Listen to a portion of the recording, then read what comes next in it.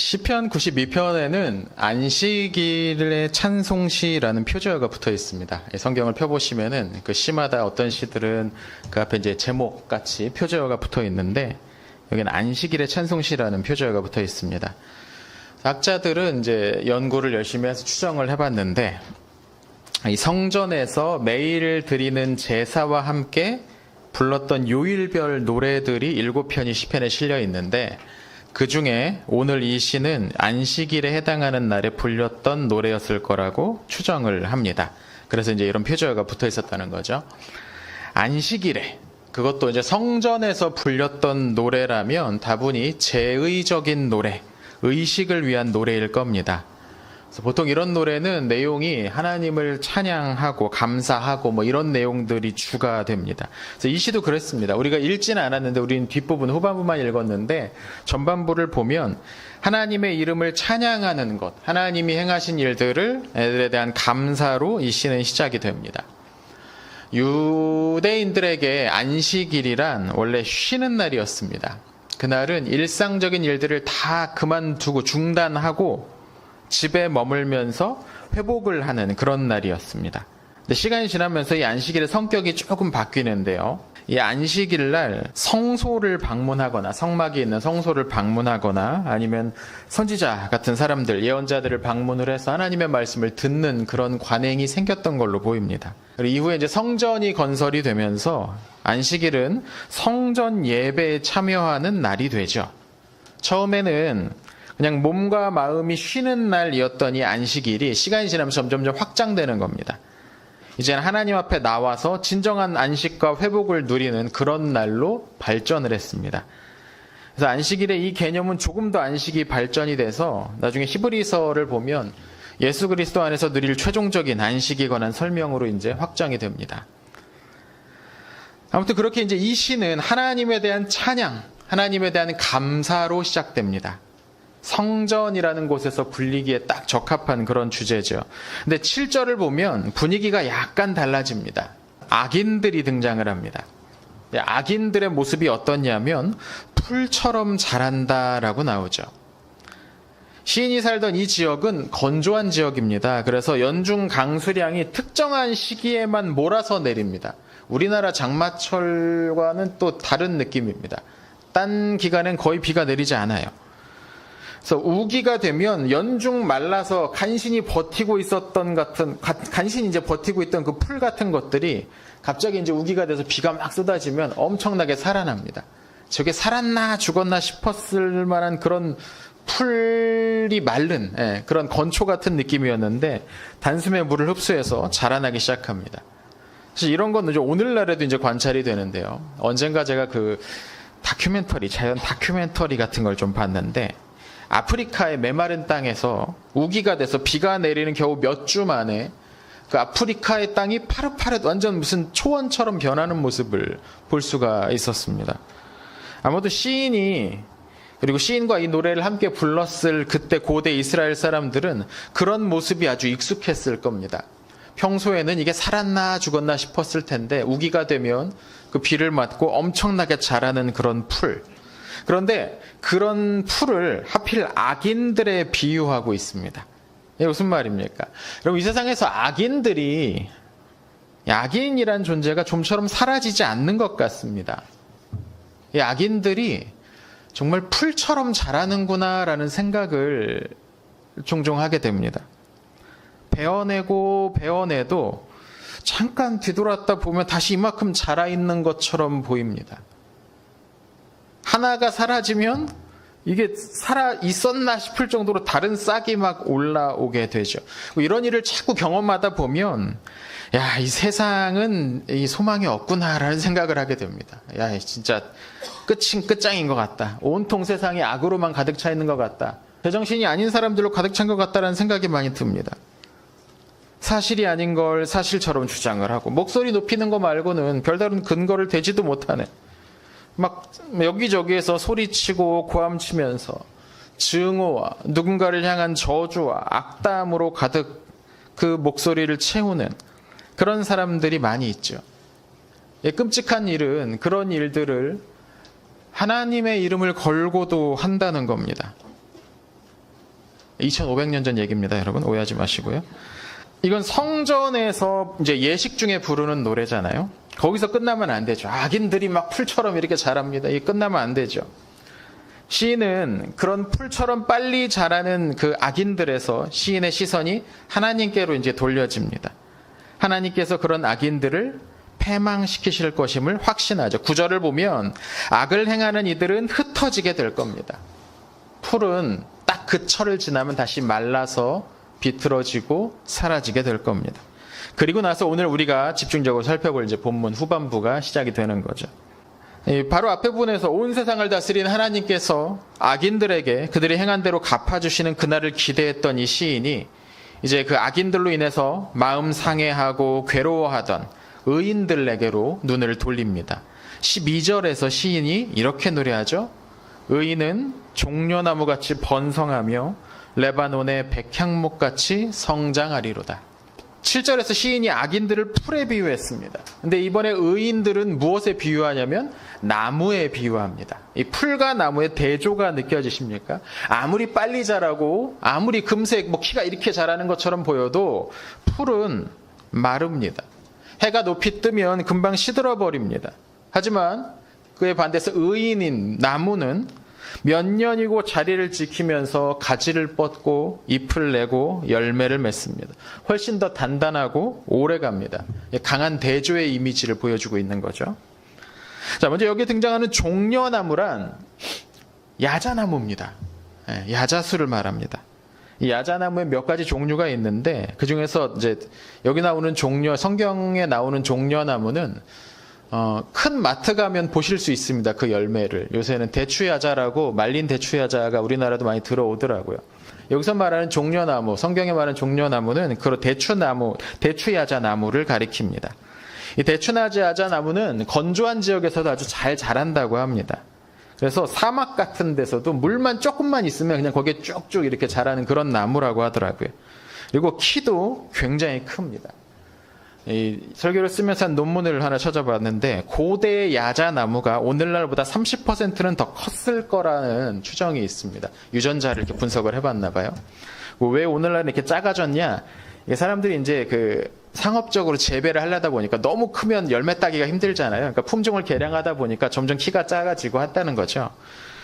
야자나무가 이 건조한 지대에서도 잘 자랄 수 있는 이유는 뿌리가 아주 깊게 뻗기 때문입니다.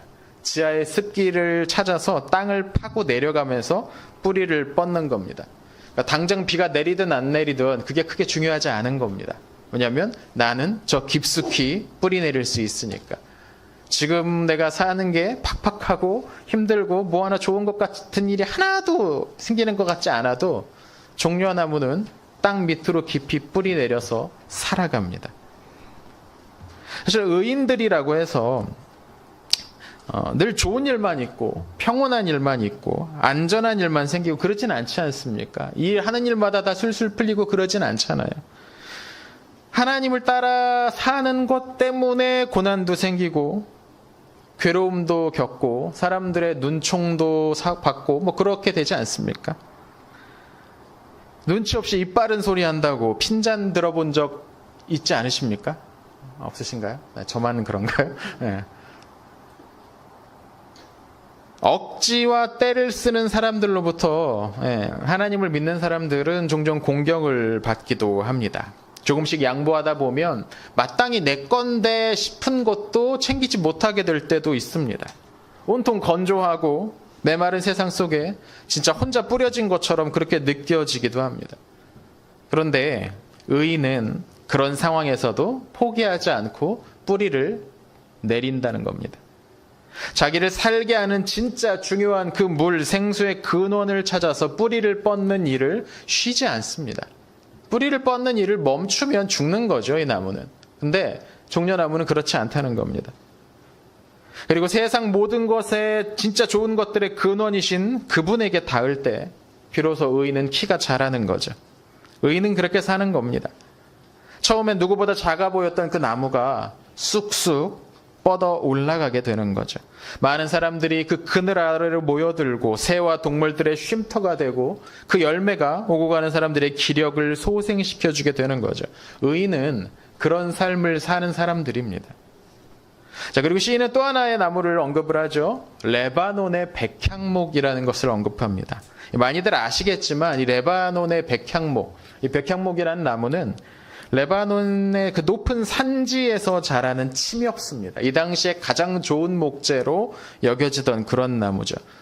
오늘 레바논 국기를 보면 국기 한가운데 이 백향목이 그려져 있을 정도로 이 레바논에서 백향목은 자랑스러운 그런 생식이었습니다.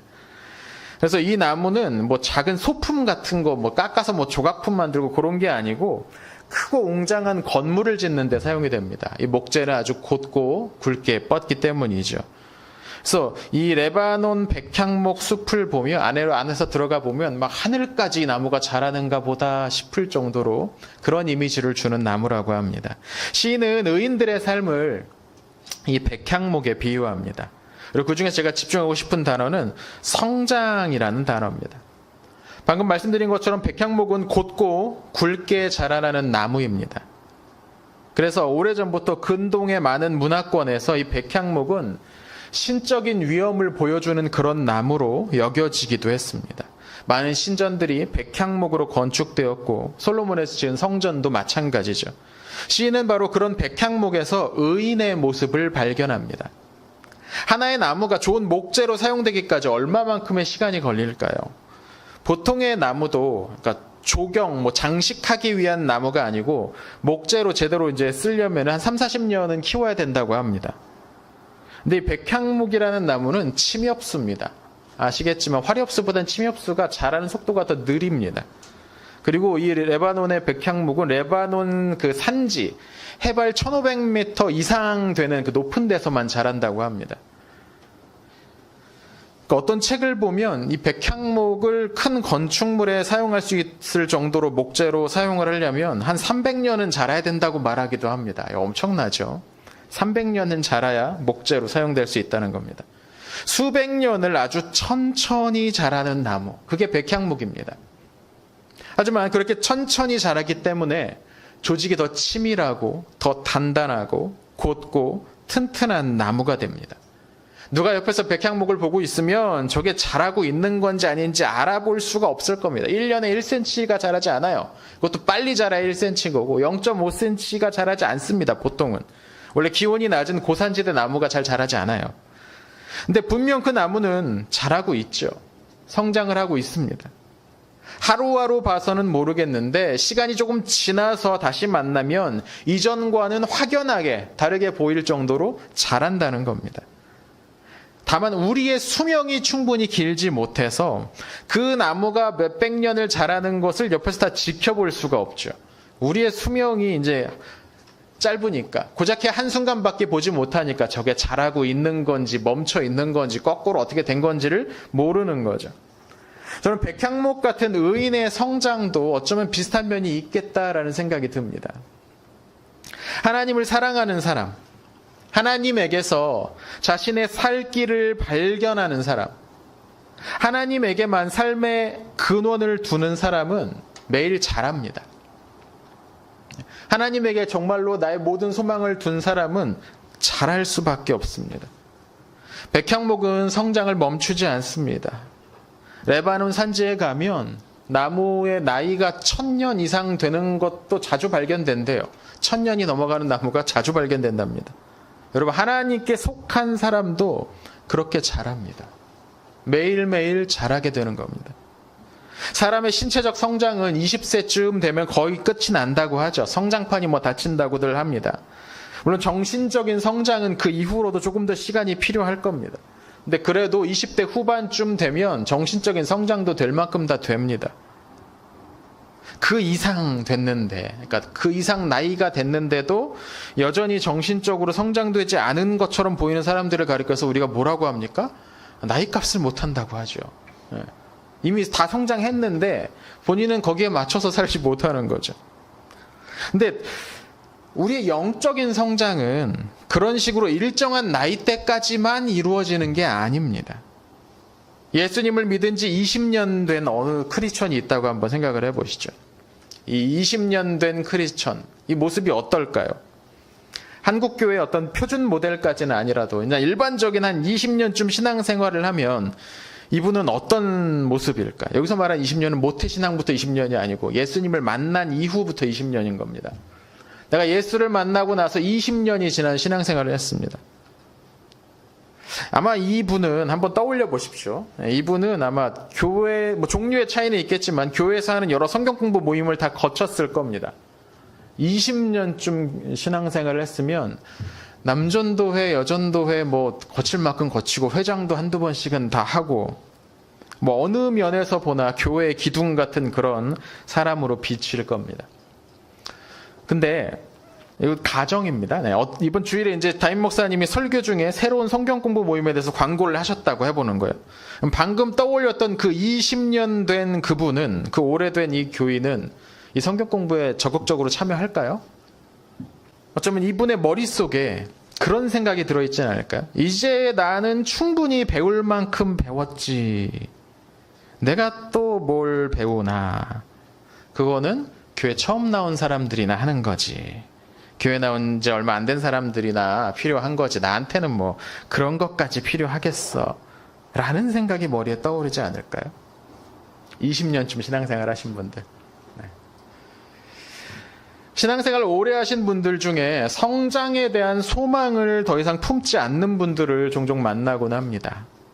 이유는 여러 가지인 것 같습니다. 하나는 방금 말씀드린 것처럼 나는 이미 충분히 성장했지라는 생각입니다. 그러니까 더 이상 뭔가를 새로운 걸 배울 필요가 없다, 익힐 필요가 없다고 생각하는 거예요. 또는 이 성장을 위해서 내가 해야 될 일들, 새로운 도전들, 연습과 훈련들이 귀찮을 수도 있습니다. 그게 이제 버겁다고 느껴질 수도 있죠. 강력한 이유 가운데 하나는 내가 해봤는데도 별거 없더라랍니다. 예. 내가 한번 해봤는데 내 인생이 그렇게 영화처럼 바뀌지 않더라. 그냥 똑같더라. 그러니까 뭘 또 하냐. 이런 어떤 경험에서 나온 거부감도 성장에 대한 소망을 더 이상 품지 못하도록 합니다. 실망감인 거죠. 근데 여러분, 저는 악마가 우리를 주저앉히는 가장 강력한 무기 중 하나가 이런 실망감인 것 같습니다. 뭘 해봐도 소용없더라. 야, 너 그거 해봤자 뭐 크게 변할 거 달라지겠느냐. 너 하나의 힘으로, 너희 교회의 힘으로 세상을 어떻게 바꿀 수 있겠느냐. 그냥 지금 하던 대로 신앙생활이나 해라. 저는 이런 말이 악마가 우리를 유혹하는 가장 강력한 무기 중 하나인 것 같습니다. 여기서 말하는 신앙생활이란, 그냥 신앙생활이나 해라라는 말에서의 신앙생활이란 아무것도 바꾸지 않아도 되는 그런 종류의 신앙생활입니다. 세상을 바꿀 필요도 없고 나 자신도 바꿀 필요가 없다고 생각하게 만드는 그런 종류의 신앙생활입니다. 악마는 우리가 그런 종류의 신앙생활에 만족하고 있으면 얼마든지 우리가 교회 가는 거 별 위협되지 않을 거라고 생각할 겁니다. 그런 종류의 신앙생활은 악마에게 아무런 위협이 되지 않습니다. 여러분, 세상이 쉽게 바뀌지 않는다는 거 우리 다 알고 있습니다. 세상은 기독교가 처음 등장했을 때부터 교회에 대해서 적대적이었고 특정한 시기에 특정한 장소에 예외적으로 기독교가 조금 더 우위에 있었던 적이 있긴 한데 인류 역사를 놓고 볼 때, 전 지구적인 어떤 그 스케일에서 볼 때 기독교는 단 한 번도 인류의 절반 이상이 믿었던 적이 없는 종교입니다. 인류 전체를 놓고 볼 때 기독교는 언제나 소수였다는 거죠. 교회 역사는 그래서 대부분 핍박과 저주와 멸시의 역사와 함께 갑니다. 참된 신자들은 기독교가 명목상 다수였던 그런 시대에도 괴롭힘을 당했습니다. 역사상 기독교 국가라고 불렸던 많은 나라들도 실제로 기독교적 원리에 따라서 운영되었던 적은 없었습니다. 그러니까 믿음으로 사는 사람들, 오늘 시편의 용어로 말하자면 의인들은 언제나 눌리며 살 수밖에 없었습니다. 그건 오늘도 마찬가지고 2500년 전 시편의 이 시인이 살았던 그 시대도 마찬가지죠. 이스라엘은 명목상 모든 사람들이 하나님의 백성이었습니다. 다 하나님을 믿는 사람들이죠. 특히나 권력자들일수록 성전을 중심으로 한 이 제사의식에 아주 적극적으로 참여했을 겁니다. 그런데 왕정 후기로 넘어갈수록 그런 어떤 제의적인 참여를 넘어서 마음으로부터 우러나오는 변화를 호소하는 선지자들이 늘어납니다. 그리고 그런 선지자들 가운데 여러 명들이 그런 말을 했다는 이유로 희생을 당하죠. 시인이 그런 현실을 몰랐던 순진한 사람이었을까요? 저는 그렇지 않다고 봅니다.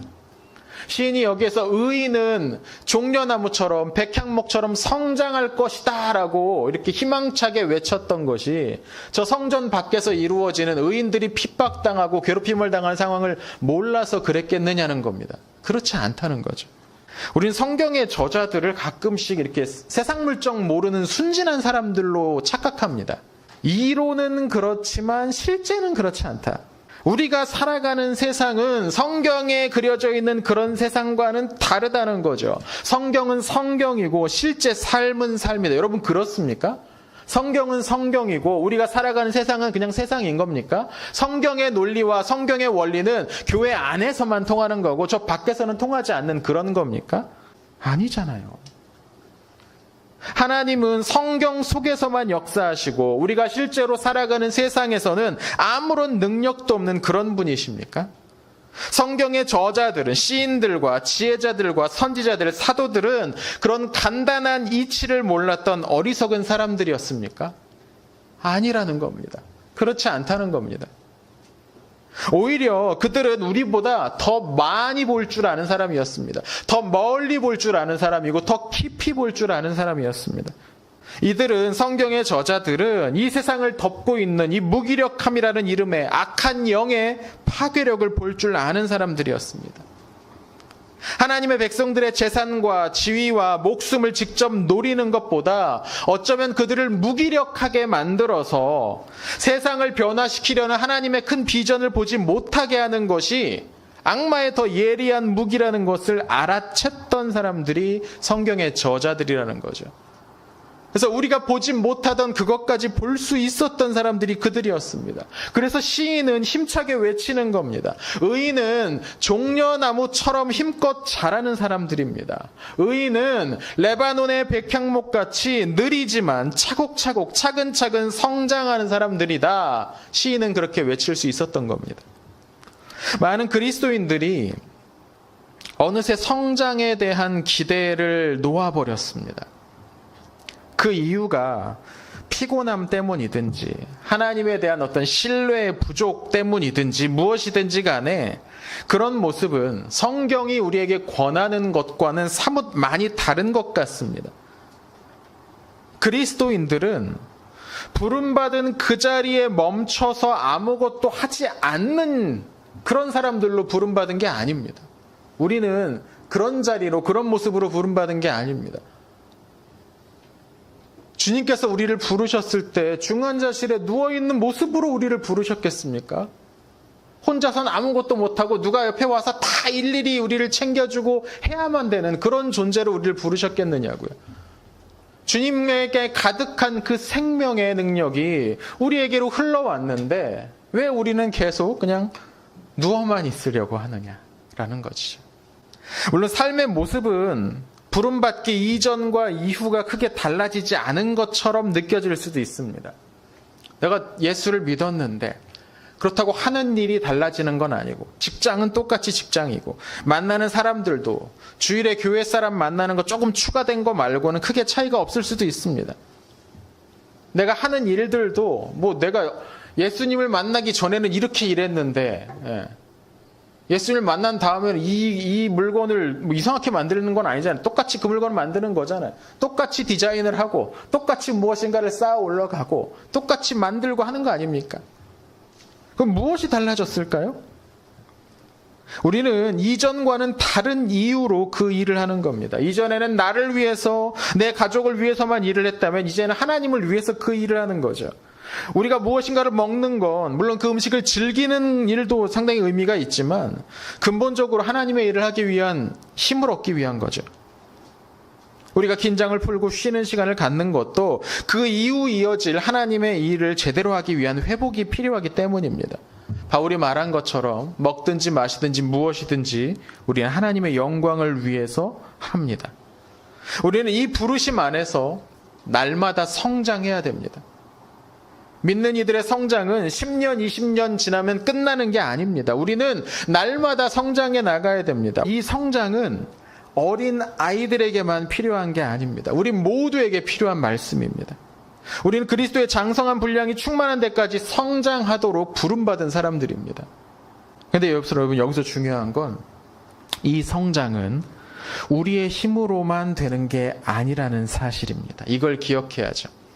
우리가 열심히 자라야지라고 마음먹는다고 해서 되는 게 아닙니다. 물론 우리는 열심히 기도하고 하나님의 말씀을 익혀야 됩니다. 그건 우리가 자라는 데 필요한 아주 기초적인 양식과 같죠. 근데 이 성장은 사실 하나님이 시작하시고 하나님이 주도하시는 성장입니다. 바울은 이 영적인 성장을 성령과 함께하는 것이라고 묘사합니다. 성령께서 우리 안에 오시면, 그리고 우리가 우리의 삶의 주도권을 그분께 내어드리면 그분께서 우리를 성장시키기 시작하신다는 거예요. 성령의 열매라고 하는 것들은 사실 그 성장의 열매인 거죠. 사랑과 희락과 화평과 오래 참음과 자비와 양성과 충성과 온유와 절제 같은 이런 열매들을 내가 맺어야지라고 키를 쓰고 용을 쓴다고 해서 맺히는 게 아닙니다. 그건 그렇게 맺히는 게 아니고요. 성령께서 우리의 삶을 주도하시도록 내어드릴 때, 성령과 함께하기로 결단할 때 성령님께서 맺히게 해주시는 열매입니다. 그래서 성령의 열매라고 부르는 것이죠. 우리가 그것을 바라보아야죠. 그렇죠. 우리는 오래 참아야죠. 자비를 베풀어야죠. 선을 막 권하고 해야죠. 우리의 모델이긴 합니다. 그런데 그런 것들이 우리에게 정말로 나타나는 건 우리의 힘이 아니고 우리의 능력이 아니고 성령의 힘으로, 성령의 능력으로 된다는 거죠. 또 우리는 복음서에서 예수님께서 얼마나 자주 하나님 나라를 성장하는 이미지로 표현하셨는지 볼 수 있습니다. 주님은 겨자씨 한 알이 온 세상을 덮는 큰 나무로 자라는 이미지를 보여주십니다. 아주 작은 누룩이 빵 반죽을 얼마나 크게 부풀리는지 묘사하십니다. 씨앗 하나가 땅에 심겨서 30배, 60배, 100배의 열매를 맺는 모습을 제자들로 하여금 보게 하십니다. 하나님의 나라는 성장하는 나라입니다. 그리고 우리가 그 나라 안에 있으면 우리도 하나님 나라와 함께 성장하게 됩니다. 이것이 성경에서 말하는 성장입니다. 또 우리는 어느 한 부분만 성장하는 것이 아니고 모든 부분에서 성장해야 됩니다. 물론 하나님은 각 사람들에게 교회를 세우기 위한 은사라는 걸 주셨습니다. 이 세상에서 또 하나님의 사람으로 살기 위해서 필요한 달란트라는 것도 주셨습니다. 각자의 개성을 하나님은 허용하시고 장려하시죠. 하나님이 창조하신 세상은 모두가 똑같은 모습으로 되는 세상이 아니고 다양한 가운데 조화를 이루는 그런 모습입니다. 그래서 신앙생활을 하는 모습은 저마다 다르긴 합니다. 어떤 사람들은 기도를 통해서 하나님과의 깊은 교제에 날마다 들어가기도 합니다. 어떤 사람들은 찬양을 통해서 같은 일을 할 수도 있고 규칙적으로 말씀을 읽고 묵상함으로 온 세상에 가득한 하나님의 손길을 경험하기도 합니다. 그런데 여러분, 영적인 성장이라는 건 이 모든 것들, 이 모든 부분에서 함께 이루어져야 된다는 거예요. 나는 기도는 잘하는데 성경 읽기는 좀처럼 재미가 없어서 안 되더라. 나는 찬양하는 건 참 즐거운데 기도는 부담이 돼서 오래 못하겠더라. 여러분, 이런 말을 아무런 문제의식 없이 하고 있다면 지금 그분은 병들어 있는 겁니다. 신앙적으로 병들어 있는 겁니다. 우리의 신체의 한 부분만 잘하고 나머지는 전혀 잘하지 않다면 당연히 사람들은 걱정을 하겠죠. 우리의 영적인 측면도 마찬가지죠. 어떤 한 부분은 잘하고 있는데 다른 부분은 여전히 제자리다? 걱정해야죠. 그리고 그 부분을 위해서 성령의 도우심으로 기도를 해야죠. 교회 도움을 구해야 되는 거죠. 담임 목사님에게 도움을 요청하기도 해야 되는 것이고. 우리는 모든 면에서 성장해야 됩니다. 그건 우리의 나이가 어떻든지와는 상관이 없습니다. 오늘 본문 하반부에도 나오는데요. 노년에도 진액이 넘쳐나는 아름다운 나무가, 성장하는 나무가 되어야 되는 것이죠. 어린 아이들뿐만 아니라 노년까지 우리는 계속해서 성장을 해야 됩니다. 이 말은 우리가 모든 부분에서 탁월한 성과를 내야 한다는 말이 아닙니다. 그건 은사의 영역이에요. 은사는 그렇게 주시죠. 탁월한 성과를 내라는 말이 아니에요. 주님이 우리에게 요구하시는 종류의 성장이란 그걸 얼마나 잘 해내느냐, 얼마나 탁월하게 해내느냐로 평가되지 않을 겁니다. 모든 사람이 성악가처럼 노래할 수 있겠습니까? 그럴 수는 없는 거죠. 다윗처럼 춤을 추면서 하나님을 찬양하는 일은 저 같은 몸치에게는 굉장히 힘든 일일 겁니다. 누군가 저에게 춤을 시킨다면 그 사람은 저랑 싸우자는 거죠. 저는 못합니다. 하지만 우리 주님과 만날 때 저는 춤추는 일을 부끄러워하지 않을 겁니다. 저의 형편없는 춤이 주님을 기쁘시게 한다면 기꺼이 그 앞에서 막 춤을 추겠습니다. 저는 여러분들도 그러셨으면 좋겠습니다. 주님은 우리의 박학한 지식이나 뛰어난 어떤 재능이 아니라 모든 면에서 그분을 향해서 자라나가려는 그 마음을 기쁘게 여기실 겁니다. 추운 겨울이 지나가고 있지 않습니까? 오늘은 좀 춥긴 하지만 조금 지나면 꽃이 피는 봄이 올 겁니다. 기지개를 펴고 하늘을 향해, 하나님을 향해 자라가셔야 됩니다. 우리를 교회로 불러주신 주님을 기억하면서 서로를 자라게 하는 그런 관계가 되어야 됩니다. 그런 거죠. 교회 나와서 저 사람 얼굴을 보니까 저 사람은 참 한 달 전에 비해서 자랐네. 나도 자라야 되는데. 서로 막 도전이 되고 서로 막 격려가 되고 어떻게 하면 그렇게 잘할 수 있어? 물어보는 거죠. 난 이렇게 해봤다고. 난 도대체 기도가 안 돼가지고 아예 그냥 휴대폰에 타이머를 찍어놓고서 나 그때 되면 하던 일 그냥 딱 멈추고 그냥 기도해보기 시작했다고. 서로 요령도 이야기해줘요. 서로가 서로를 자라게 하는 그런 교회가 되었으면 좋겠습니다. 우리의 신앙이 살아있다는 증거는 우리의 신앙이 성장한다는 것으로 증명될 겁니다. 물론 그게 매일매일 우리의 성장이라는 것이 매일매일 일정한 속도와 방향으로 상승하는 그런 모습은 아닐 겁니다. 어쩌면 수년 동안 이게 잘하고 있나 싶을 때도 있을 겁니다. 오히려 성장 대신에 좀 꺾이는 것처럼 보일 수도 있습니다. 그러나 길게 놓고 보면 살아있는 신앙의 안에 살아있는 사람은 결국 우리의 인생의 마지막 단계에 서게 될 때 우리의 신앙이 자라 있을 겁니다. 분명 성장해 있을 겁니다. 주님이 우리의 손을 잡고 그렇게 이끌어 주실 겁니다. 올 한 해가 다 갔을 때쯤에 서로의 얼굴을 보면서 저 사람이 성장했네 올해는. 그렇게 서로가 감탄을 했으면 좋겠습니다. 그 전에 지금 한번 얼굴 보시죠. 지금 확인하시고 연말에 얼마나 성장해 있을지 한번 확인해 보시죠. 말씀을 마무리하면서 다시 한번 오늘 본문의 이미지로 돌아가 봤으면 좋겠습니다. 시인은 하나님을 만나는 자리인 성전으로 지금 올라왔습니다. 그곳에 종려나무와 백향목이 잔뜩 심어진 채로 무성한 가지와 잎과 열매를 뽐내고 있습니다. 하나님 나라는 생명력으로 가득 차 있어서 그 생명력이 우리를 풍성한 나무처럼 자라게 만듭니다. 여러분의 가정과 여러분이 있는 그 모든 곳이 그렇게 주님이 주시는 그 생명력으로, 주님으로부터 나오는 생명력으로 힘을 받아 성장하기를 축원합니다.